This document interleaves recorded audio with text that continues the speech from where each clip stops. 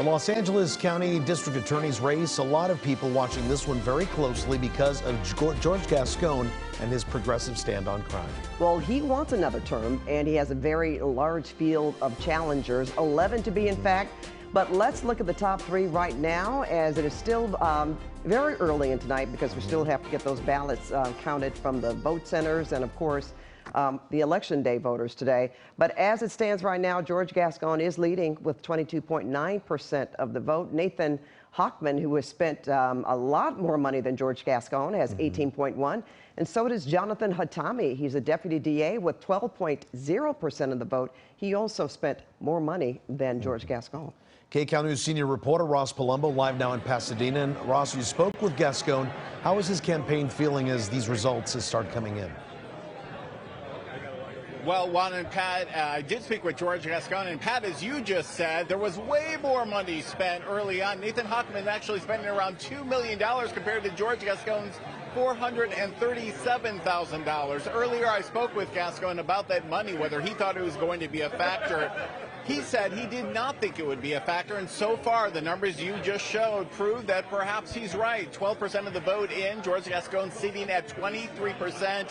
About, 6% more than Hochman. So far doing pretty good. He is so confident that he's going to get through to the general tonight that he decided not to hold an election watch party. This is actually candidate Jeff Chemerinsky's watch party that we're at. He is currently in 6th place right now. George Gascón is home with family members, and I asked him if not having a watch party was actually sending some sort of message. Take a listen.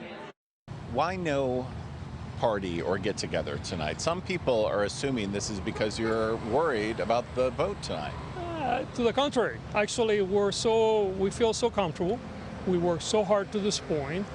My family deserves a night. They have not had a night for a while, and there was a very clear message from the boss at home that this was our night. So you're going to be watching with your family tonight? I will be watching until a certain time, and then I'm going to go to sleep because I get up very early in the morning to be back at work. So you're going to be watching us on 2 and 9 all night long? Probably after 10 o'clock, I will not be seeing you, okay? Well, George Gascón will probably be watching just a little bit later. Pat and Juan, at least that's what I'm guessing, who probably will be watching us here on 2 and 9. He is very confident, as you hear right there.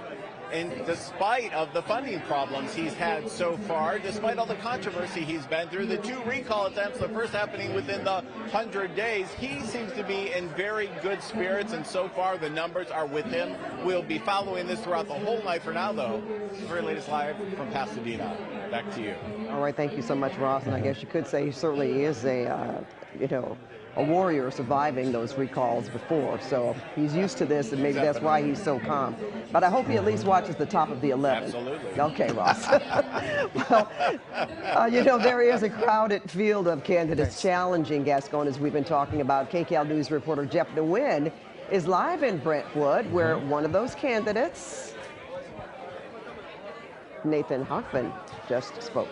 All right. Yes. That's right. So I have Nathan Hochman with me right now. Hey, Nathan, how are you feeling about the latest numbers from the registrar's office?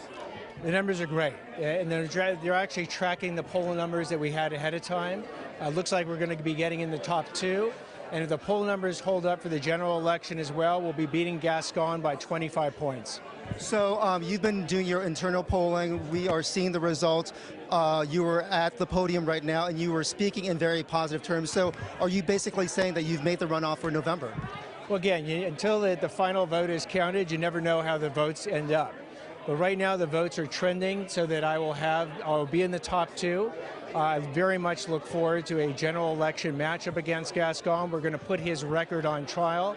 And when that record's put on trial, we're going to end up beating him, if the poll results hold, by over 25 points. Well, thank you for being so gracious to share those thoughts. So you can imagine this is a candidate that's going to sleep very well tonight.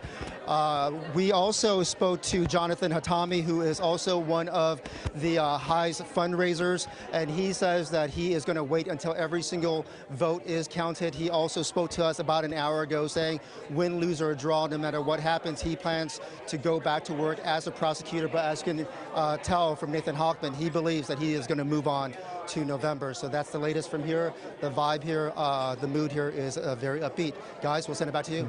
All right, Jeff. A lot of hopefuls tonight in that particular race. Thank you.